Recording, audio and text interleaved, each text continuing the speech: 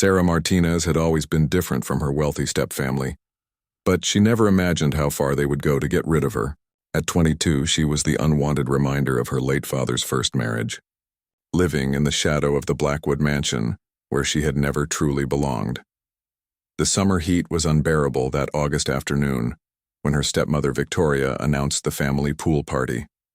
Sarah watched from her bedroom window as expensive cars pulled into the circular driveway, depositing perfectly dressed guests onto the manicured lawn. She had not been invited, of course, but Victoria had made it clear that she was expected to help serve drinks and clean up afterward. Sarah's father had died 3 years earlier, leaving behind a complicated will that tied up most of his fortune until Sarah turned 25. Until then, Victoria controlled the estate, and she made sure Sarah knew her place. The young woman had learned to keep her head down and stay invisible, but today felt different somehow. As she made her way downstairs with a tray of champagne glasses, Sarah overheard her stepsister Jennifer whispering to her boyfriend Marcus near the French doors leading to the pool area. Their conversation made her blood run cold. "She can't swim, right?" Jennifer was saying, her voice barely audible over the party music drifting in from outside. "That's what your mother said," Marcus replied, adjusting his expensive watch. "Poor little Sarah, afraid of the water since she was a child." Jennifer laughed, a sound that made Sarah's skin crawl. "Well, accidents happen at pool parties, especially when someone's had too much to drink and gets too close to the deep end." Sarah pressed herself against the wall, her hands trembling as she held the tray. She had indeed been terrified of water since a near-drowning incident when she was 7, but what they didn't know was that she had secretly been taking swimming lessons for the past 6 months. Her instructor, Mrs. Chen, had been patient and kind, helping Sarah overcome her fear stroke by stroke. The lessons had started as therapy, a way to conquer the nightmares that still plagued her. But as Sarah grew stronger in the water, she found something else: confidence. For the first time in years, she felt capable and powerful. The pool at the local community center had become her sanctuary, the one place where she felt truly free. Now, listening to Jennifer's cruel plan, Sarah realized that her secret skill might be the key to her survival. She quickly retreated to the kitchen, her mind racing as she processed what she had heard. They were planning to make her death look like an accident, probably hoping to claim her inheritance early. Victoria swept into the kitchen, her perfectly styled blonde hair catching the light. "Sarah, darling," she said with false sweetness, "I need you to take some towels out to the pool area. Some of our guests are getting ready to swim." Sarah nodded silently, gathering the fluffy white towels from the laundry room. As she walked toward the pool, she noticed how many people were already in the water or lounging nearby. The perfect audience for whatever Jennifer and Marcus had planned. The afternoon sun beat down mercilessly as Sarah arranged the towels on the poolside chairs. She could feel eyes watching her from various corners of the patio, and when she glanced up, she caught Marcus staring at her with an expression she couldn't quite read. Jennifer was nearby, chatting animatedly with a group of friends, but Sarah noticed how her stepsister kept glancing in her direction. Victoria appeared at Sarah's elbow with a tall glass of what looked like lemonade. "You look thirsty, dear," she said, pressing the glass into Sarah's hands. "Drink up. It's going to be a long afternoon." Sarah accepted the drink but didn't immediately taste it. Something about Victoria's insistent tone set off alarm bells in her mind. She pretended to take a sip while actually just wetting her lips, and immediately tasted the sharp burn of alcohol. They were trying to get her drunk, presumably to make their plan easier to execute. "Thank you," Sarah said quietly, setting the glass down on a nearby table when Victoria turned away to greet another guest. The party continued around her as Sarah moved through her duties like a ghost, refilling drinks and emptying ashtrays while keeping a careful eye on her stepfamily. She noticed how Jennifer kept finding excuses to position herself near the pool's edge, and how Marcus seemed to be tracking Sarah's movements with predatory interest. As the sun began to sink lower in the sky, many of the guests had consumed enough alcohol to make them loud and careless. Sarah overheard snippets of conversation about business deals and social gossip, but her attention remained focused on the growing tension she felt building around her. Victoria appeared again, this time carrying a fresh drink. "You must be exhausted, Sarah," she said with false concern. "Why don't you sit down for a moment and have a proper drink?" This glass was even stronger than the first, and Sarah could smell the vodka from inches away. She pretended to drink again while Victoria watched, then excused herself to use the bathroom. Once inside the house, she quickly poured most of the alcohol down the sink and refilled the glass with water and a splash of lemonade for color. When she returned to the pool area, Sarah noticed that the crowd had thinned somewhat. Several guests had left, and those who remained seemed more intoxicated than before. Jennifer was now in the pool with several friends splashing and laughing loudly, while Marcus stood at the edge watching Sarah with increasing intensity. The sun was setting, casting long shadows across the water when Victoria made her move. "Sarah, dear," she called out sweetly, "could you help me with something by the pool? There's a problem with one of the underwater lights." Sarah's heart began to pound as she approached the pool's edge where Victoria was pointing. This was it. This was when they would push her in and watch her supposedly drown while claiming it was a tragic accident. She could see Jennifer positioning herself in the water, ready to play her part in the charade. But Sarah had a plan of her own, and as Victoria's hand reached toward her back, she was ready to turn the tables completely. Sarah felt Victoria's hand press firmly against her back just as she had expected, but instead of resisting, she allowed herself to fall forward into the pool with a convincing scream of terror. The cool water enveloped her as she sank beneath the surface, and she could hear the muffled sounds of excitement and alarm from the guests above. Under the water, Sarah opened her eyes and saw Jennifer swimming toward her with what appeared to be helpful intent, but Sarah could see the cold calculation in her stepsister's eyes. Jennifer was supposed to make sure Sarah didn't make it back to the surface alive, probably by holding her down while appearing to attempt a rescue. Sarah let her body go limp and allowed herself to sink toward the bottom of the deep end, watching as Jennifer dove down after her. The underwater lights cast eerie blue shadows as Jennifer reached for Sarah's arm, but instead of pulling her up, she began pushing Sarah deeper while looking up toward the surface as if struggling with a panicking victim. This was exactly what Sarah had hoped would happen. She remained perfectly still, conserving her oxygen while Jennifer worked to keep her submerged. Above them, Sarah could see the distorted figures of party guests gathering at the pool's edge, some pointing and shouting while others appeared to be calling for help. After what felt like an eternity but was probably only 30 seconds, Sarah saw Jennifer begin to struggle.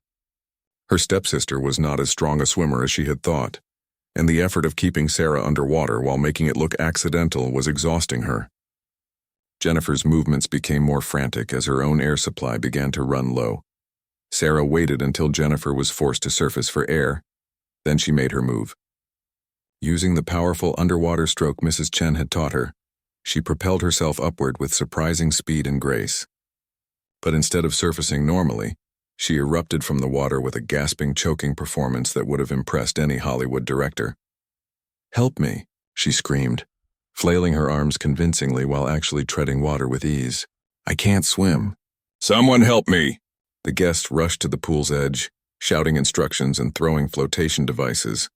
Marcus jumped in immediately, playing his role as the heroic rescuer, but Sarah could see the confusion in his eyes. She was supposed to be unconscious or dead by now, not screaming and splashing at the surface. Jennifer surfaced nearby, coughing and sputtering genuinely now, her carefully applied makeup running down her face in dark streams. "I tried to save her," she gasped to the crowd, "but she was panicking and pulling me down." Sarah continued her performance, allowing Marcus to grab her arm and begin pulling her toward the shallow end. But as they moved through the water, she whispered urgently in his ear, "I know what you're trying to do, and I have evidence." Marcus almost lost his grip on her in surprise, his confident expression faltering for just a moment before he recovered. "What are you talking about?" he hissed back, but Sarah could hear the uncertainty in his voice. "The life insurance policy Victoria took out on me last month," Sarah continued in a low voice as they reached the pool steps, "and the recording I made of Jennifer talking about accidents at pool parties. It's all saved in a safe place." This was a complete bluff, but Sarah had learned from watching her stepfamily that confidence could be more powerful than truth. Marcus helped her up the steps, but his hands were shaking now, and she could see him glancing nervously toward Victoria.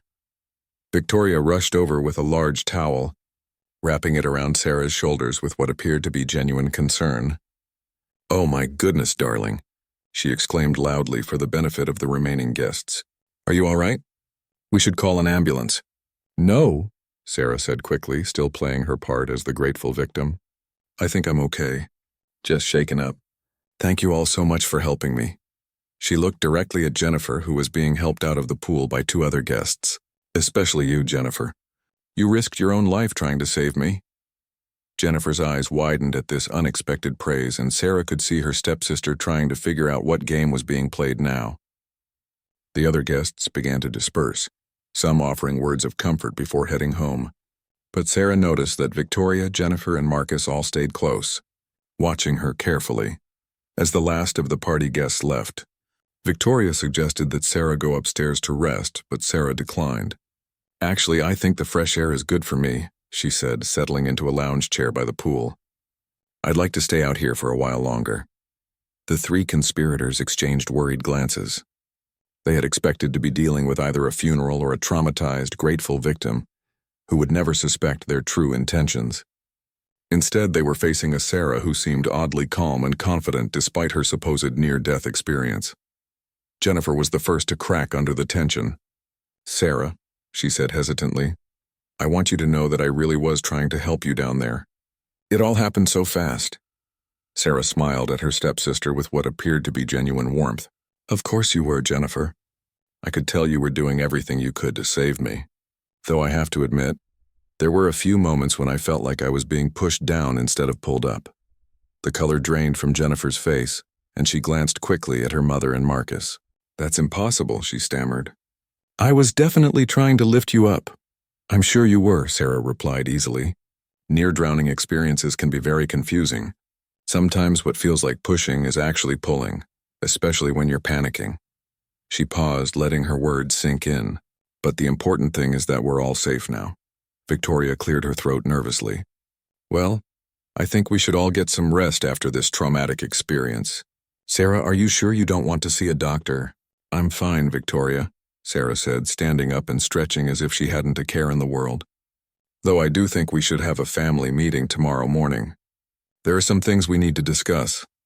Marcus stepped forward, his jaw tight with barely controlled anxiety. "What kind of things?" Sarah's smile never wavered, but her eyes grew cold as ice. "Oh, just some family business. Nothing that can't wait until tomorrow." She gathered her towel and began walking toward the house. "Good night, everyone. Thank you again for such an educational evening." As she disappeared into the house, the three conspirators stood frozen by the pool, each lost in their own thoughts about what had just gone wrong with their carefully planned murder. Sarah didn't sleep that night. Instead, she sat at her laptop, carefully documenting everything she had witnessed and experienced. She may have bluffed about having recordings and evidence, but she was determined to make that bluff a reality by morning. Her father had always told her that the best defense was a good offense, and now she understood what he meant. She started by researching Victoria's recent financial activities, using her father's old passwords that Victoria hadn't thought to change. What she found made her stomach turn.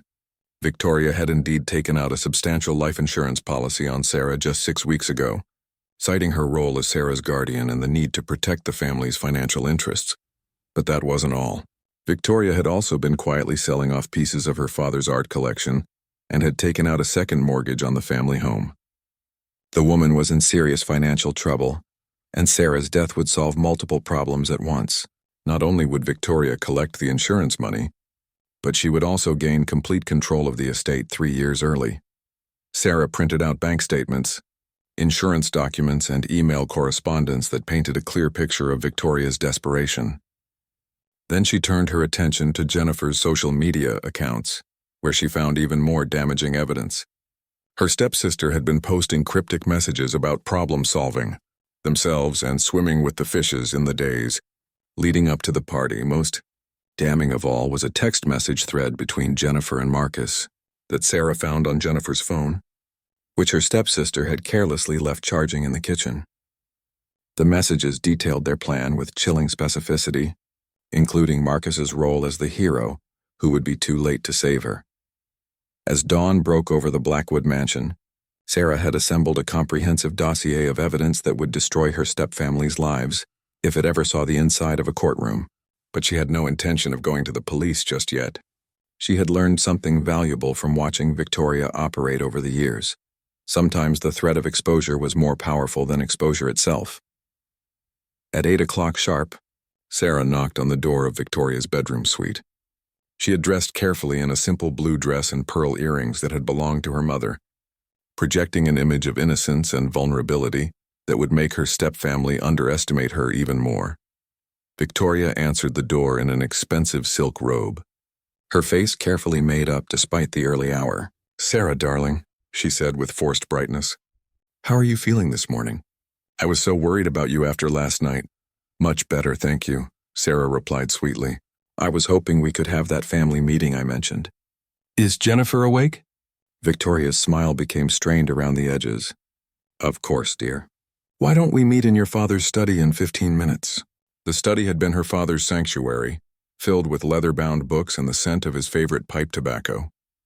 Sarah arrived first and took a seat behind his massive oak desk, positioning herself in the chair where he had once wielded so much power. When Victoria and Jennifer entered, followed closely by Marcus, Sarah could see how the symbolism unsettled them. "Please, sit down," Sarah said graciously, gesturing to the chairs arranged in front of the desk. "I have some things I'd like to discuss with all of you." Victoria perched on the edge of her chair, her posture tense despite her attempts to appear relaxed. "What's this about, Sarah? If it's about last night, I want you to know that we're just grateful you're safe." Sarah opened a manila folder and spread several documents across the desk's surface. "Actually, Victoria, I wanted to talk about your financial situation, specifically the life insurance policy you took out on me last month." The temperature in the room seemed to drop 10 degrees. Jennifer's face went pale and Marcus shifted uncomfortably in his seat. Victoria's carefully constructed facade began to crack around the edges. "I don't know what you're implying," Victoria said stiffly. "That policy is a standard precaution for any guardian. A $2 million policy on a 22-year-old with no dependents?" Sarah asked mildly, sliding a copy of the policy across the desk. "And taken out just weeks before a pool party where accidents might happen? That seems like quite a coincidence." Jennifer found her voice, though it came out as a nervous squeak. "Sarah, you're being paranoid." "We would never—" "Never what?" Sarah interrupted, pulling out printed copies of Jennifer's text messages. "Never planned to drown me in the pool while making it look like an accident?" "Because these messages suggest otherwise." Marcus stood up abruptly, his chair scraping against the hardwood floor. "This is ridiculous. You can't prove anything." Sarah looked up at him with calm, steady eyes. "Actually, Marcus, I can prove quite a lot. For instance, I can prove that you've been having an affair with Jennifer for the past 8 months despite being engaged to someone else. I can prove that Victoria has been embezzling from the estate to pay off gambling debts. And I can prove that all 3 of you conspired to commit murder last night." The silence that followed was deafening. Victoria's hands were trembling now, and Jennifer had started to cry silent tears that ruined her mascara. Marcus remained standing, but his aggressive posture had deflated into something closer to defeat. "What do you want?" Victoria asked finally, her voice barely above a whisper. Sarah leaned back in her father's chair, feeling his presence in the room like a protective shield. "I want what's rightfully mine. Full access to my trust fund effective immediately. I want the deed to this house transferred to my name. And I want all 3 of you out of my life forever." "You can't do this," Jennifer protested weakly. "This is our home too." "Actually, it's not," Sarah replied, pulling out another document. "According to my father's will, which I've had thoroughly reviewed by 3 different lawyers, Victoria only has temporary custody of the estate until I turn 25, or until certain conditions are met. Attempting to murder me definitely qualifies as one of those conditions." Victoria stood up slowly, her silk robe rustling in the quiet room. "And if we refuse?" Sarah's smile was as cold as winter morning. "Then I go to the police with all of this evidence. Murder conspiracy, insurance fraud, embezzlement, and probably a few other charges I haven't thought of yet. I imagine you'd be looking at 20 years to life, assuming you survived long enough to stand trial." The threat hung in the air between them like smoke from her father's old pipe. Sarah could see each of them calculating their options and coming up with the same conclusion. They had none. "We need time to think about this," Marcus said desperately. "You have until noon," Sarah replied, checking the antique clock on the desk. "That gives you 3 hours to pack your belongings and decide where you'd like to start your new lives. I suggest somewhere far away from here." As the 3 conspirators filed out of the study, Sarah remained seated behind her father's desk, feeling a sense of power and control that she had never experienced before. She had turned the tables completely, transforming from victim to victor in the space of a single night. The 3 hours that followed were the longest of Sarah's life. She could hear frantic movement throughout the house as Victoria, Jennifer, and Marcus packed their belongings and made hushed phone calls behind closed doors. Several times, Sarah caught glimpses of them huddled together in whispered conversations, their faces drawn with desperation and fear. At 10:30, Victoria appeared in the study doorway, her usually perfect appearance disheveled and her eyes red from crying. "Sarah," she began hesitantly, "surely we can work something out. This house has been in the Blackwood family for generations." "My father's family," Sarah corrected gently, "not yours. You married into it and now you've forfeited any claim you might have had." Victoria stepped into the room, closing the door behind her. "You don't understand the position you're putting us in. Jennifer has never lived anywhere else. This is the only home she's ever known." Sarah looked up from the legal documents she was reviewing, her expression unmoved. "Jennifer is 24 years old. It's time she learned to make her own way in the world, don't you think? Besides, she seemed quite comfortable with the idea of me dying yesterday. I'm sure she'll adapt to homelessness just fine." "We never meant for it to go that far," Victoria said desperately. "It was just supposed to scare you, to make you more grateful for what you have." The lie was so transparent that Sarah almost laughed. "Victoria, I have copies of text messages detailing exactly how you plan to kill me. Jennifer specifically discussed holding me underwater while Marcus played the failed rescuer. There's nothing ambiguous about that." Victoria sank into one of the leather chairs, her composure finally cracking completely. "The gambling debts," she whispered. "They're threatening to kill me if I don't pay them back by the end of the month. $200,000. For a moment, Sarah felt a flicker of something that might have been sympathy, but then she remembered the feeling of water closing over her head, the sight of Jennifer's hands pushing her deeper instead of pulling her up, and the sympathy died. "You should have thought of that before you decided murder was your best option," Sarah said coldly. "My father trusted you to take care of his family, and instead you've been stealing from his estate and plotting to kill his daughter. He would be ashamed of what you've become."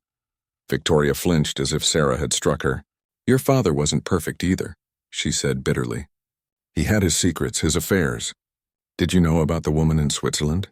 Or the illegitimate son he never acknowledged?" Sarah's blood ran cold, but she forced herself to remain calm.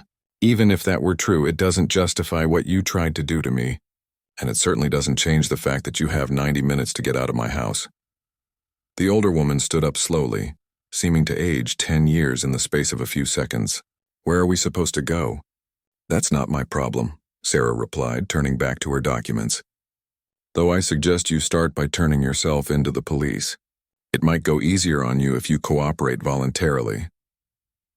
After Victoria left, Sarah called her father's old lawyer, Mr. Henderson, who had been trying to reach her for months. He arrived within the hour, a distinguished man in his 60s who had known Sarah since she was a child. "Miss Martinez," he said warmly, settling into the chair across from her father's desk. "I've been very concerned about your situation here. There have been some irregularities in the estate management that I've been investigating." Sarah slid the folder of evidence across to him. "I think this might help with your investigation."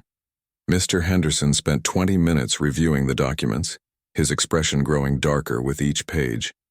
"This is extensive," he said finally. "How did you gather all of this?" "Let's just say I've learned to be very observant," Sarah replied. "The question is, what do we do now?" "Well, legally speaking, you have several options," Mr. Henderson said, removing his glasses to clean them thoughtfully.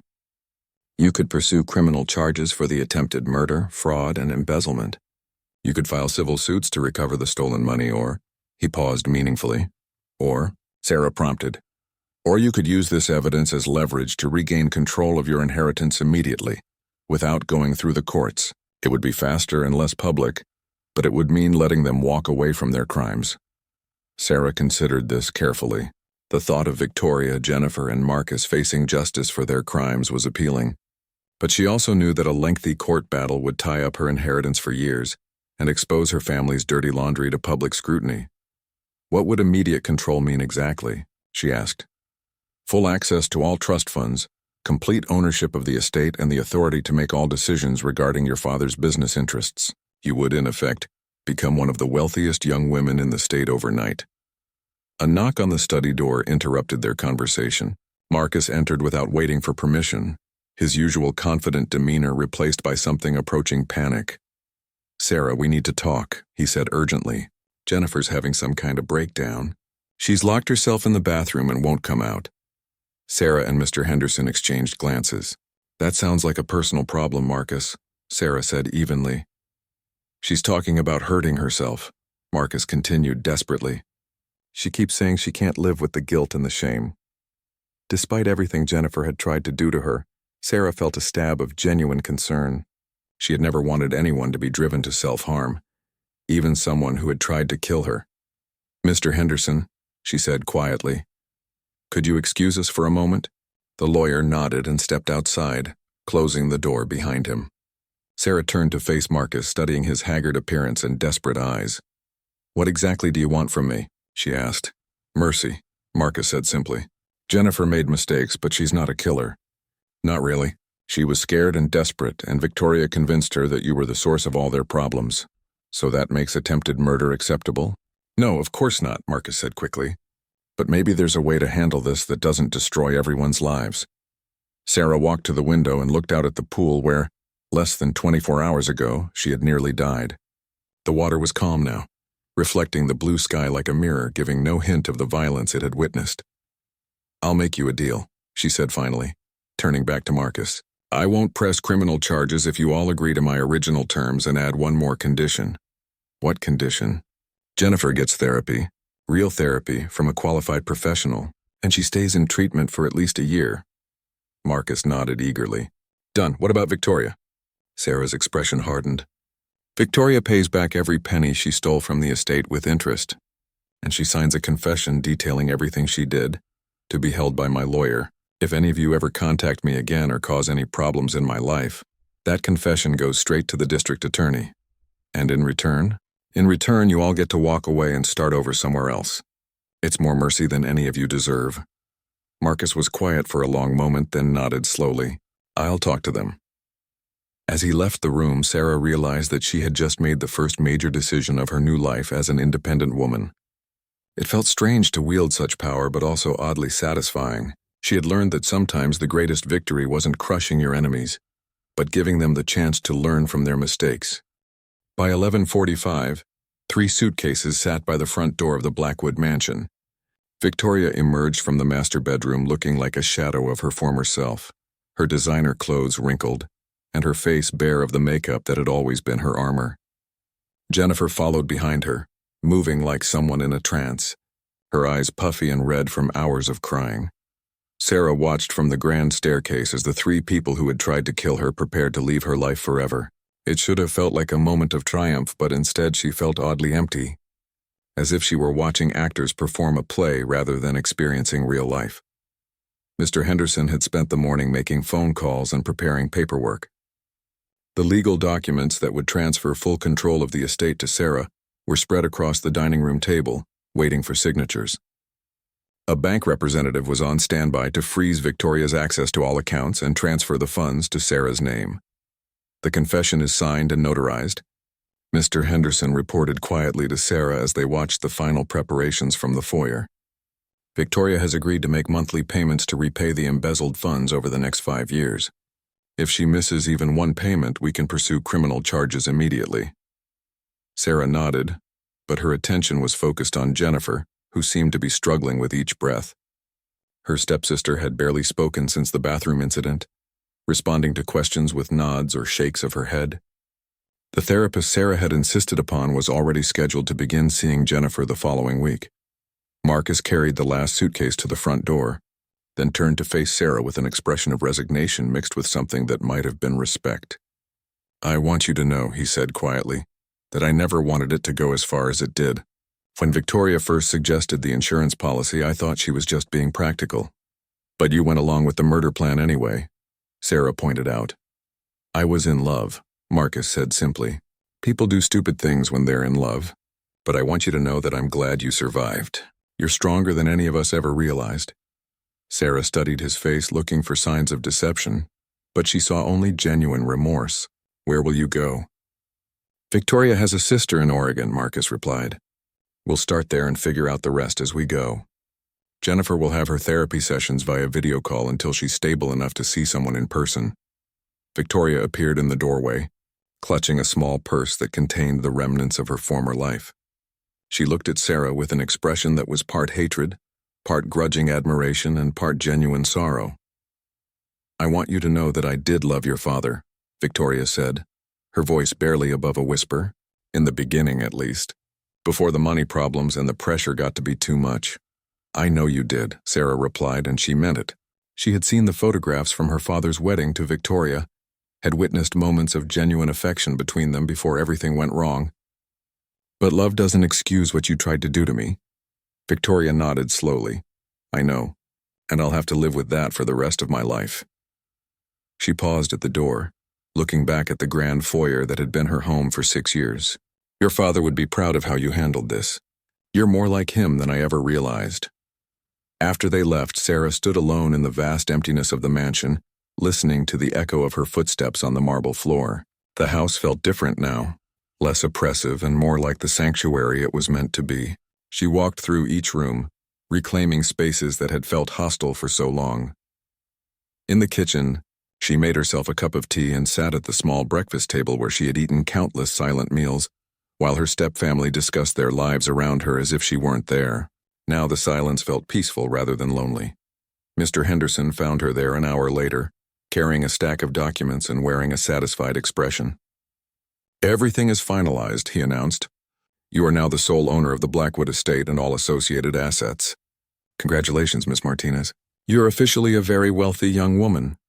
Sarah signed the remaining papers with hands that were surprisingly steady. "What happens now?" "Now you decide what kind of life you want to build," Mr. Henderson said kindly. "Your father left you not just money, but opportunities. The question is what you want to do with them." That evening, Sarah called Mrs. Chen, her swimming instructor, and told her the whole story. The older woman listened without interruption, occasionally making small sounds of shock or dismay. "My dear girl," Mrs. Chen said when Sarah finished, "you showed remarkable courage and intelligence. But more importantly, you showed mercy when you could have chosen revenge. That speaks very well of your character." "I keep thinking about what my father would have wanted," Sarah admitted. "He always said that true strength comes from lifting others up, not tearing them down." "Wise words," Mrs. Chen agreed. "And speaking of lifting others up, I have a proposal for you. You mentioned wanting to use your inheritance for something meaningful.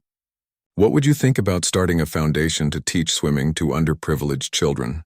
The idea sparked something in Sarah's mind. She thought about her own journey from fear to confidence in the water, about how Mrs. Chen's patient teaching had saved her life in ways the instructor would never fully know. "Tell me more," Sarah said, settling back in her father's chair. "Swimming is a life skill that many children never have the opportunity to learn," Mrs. Chen explained.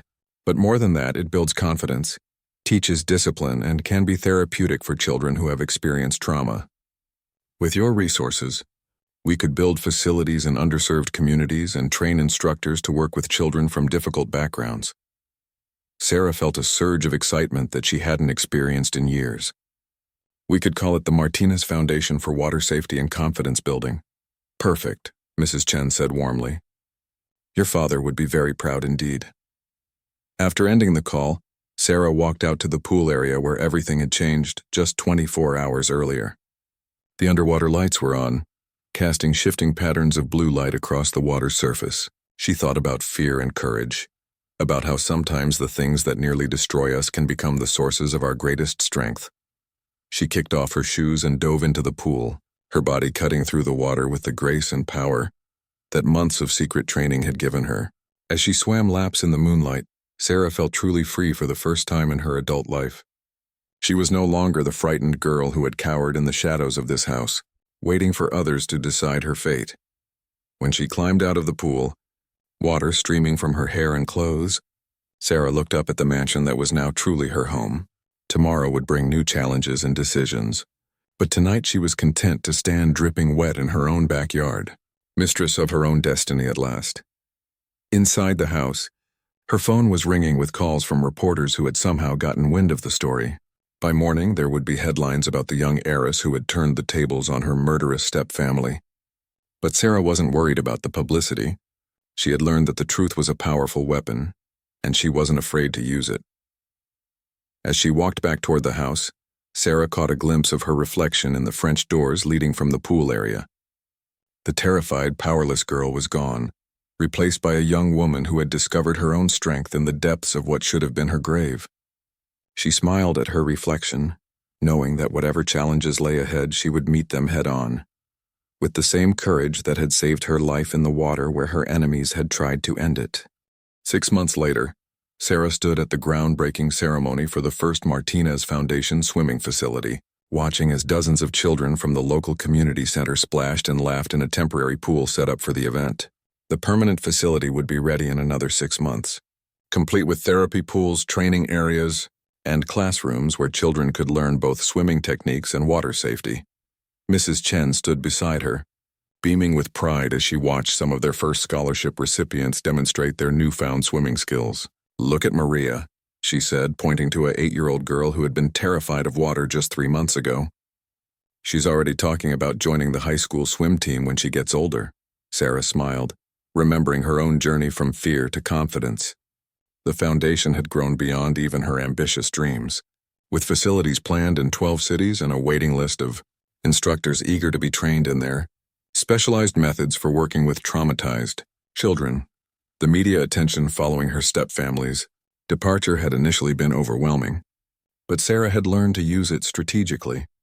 Rather than hiding from the cameras, she had embraced her role as a public figure, using interviews and speaking engagements to raise awareness about child safety, financial abuse, and the importance of teaching life-saving skills to underserved communities. "Miss Martinez," a reporter called out, approaching with a cameraman in tow. "Channel 7 News. Can you tell us how this foundation connects to your personal experience?" Sarah had given this answer dozens of times, but she never grew tired of sharing her story. "Learning to swim saved my life in more ways than one," she said, looking directly into the camera.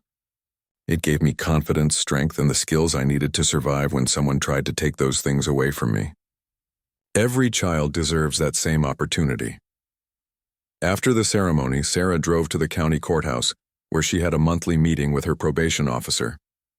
Not her own probation officer, of course, but Victoria's part of the plea agreement that had kept her stepmother out of prison required regular check-ins with both the court system and Sarah herself.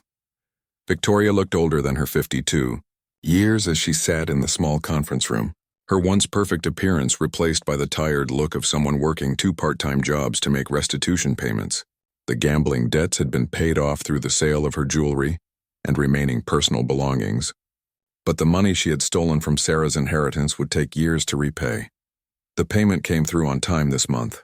Sarah's lawyer, Mr. Henderson, reported as they reviewed Victoria's file. "She's actually ahead of schedule by about $300. Sarah nodded, studying Victoria's face for signs of resentment or anger, but saw only exhaustion and what might have been genuine remorse. "How are Jennifer and Marcus doing?" Victoria's expression softened slightly. "Jennifer's doing well in therapy. She's working as a receptionist at a veterinary clinic and taking night classes to become a veterinary technician. The therapist says she's making real progress in dealing with her guilt and anxiety." "And Marcus?" "He found work as a construction supervisor. The physical labor seems to agree with him, and he's been completely honest with Jennifer about his past mistakes. They're planning to get married next spring, but only after Jennifer finishes her therapy program." Sarah felt an unexpected surge of satisfaction at this news. She had wondered many times over the past 6 months whether she had been too lenient with the 3 people who had tried to kill her, but hearing about their efforts to rebuild their lives suggested that mercy had been the right choice after all. "There's something else," Victoria said hesitantly. "I wanted to ask your permission to attend your father's birthday memorial next month." "I know I don't have the right to ask, but—" Sarah considered this request carefully. Her father's birthday had always been a difficult day for her, made worse by the fact that Victoria had insisted on lavish parties that felt more like social obligations than genuine memorials. This year Sarah was planning a simple gathering at his favorite restaurant, with just a few close friends and business associates. "You can come," Sarah said finally. "But just you, and only if you understand that this isn't about forgiveness or reconciliation. It's about honoring my father's memory." Victoria nodded quickly. "I understand. Thank you." After the meeting, Sarah drove to the cemetery where her father was buried, She had started visiting his grave regularly after regaining control of her inheritance, finding peace in the quiet conversations she had with his memory. Today, she brought news of the foundation's success and updates on the various business ventures she had started with her inheritance. "I think you'd be proud of what I'm doing with the money," she said, arranging fresh flowers on his headstone. "Though I have to admit I'm still learning how to be wealthy without being corrupted by it. It's harder than I expected." A gentle breeze rustled through the oak trees overhead, and Sarah took it as a sign of approval. She had discovered that having money was easy, but using it wisely required constant vigilance and a clear sense of purpose. Her phone buzzed with a text message from Mrs. Chen. "Just saw the evening news report about the foundation. You looked very professional and confident. Your father would indeed be proud." Sarah smiled as she walked back to her car, a sleek but sensible sedan that she had chosen for its safety features rather than its status symbol potential. She had learned that true power came not from what you owned, but from what you chose to do with what you had been given. As she drove home to the Blackwood mansion, now officially renamed the Martinez estate, Sarah reflected on how completely her life had changed. The terrified girl who had once hidden in the shadows of this house was gone, replaced by a young woman who had found her voice, her strength, and her purpose in the very place where others had tried to destroy her. The pool where she had nearly died had become her favorite place to think and plan, its clear water reflecting not the scene of an attempted murder, but the birthplace of her transformation from victim to survivor to leader. Every morning she swam 50 laps before starting her day, each stroke a reminder that she had not just survived her stepfamily's betrayal, but had used it as the foundation for building something meaningful and lasting. As she pulled into her driveway, Sarah could see the lights of her house welcoming her home. Tomorrow would bring new challenges, new opportunities to use her resources for good, and new chances to help others find the strength she had discovered in herself. But tonight she was content to be exactly where and who she was. Sarah Martinez, survivor, philanthropist, and master of her own destiny.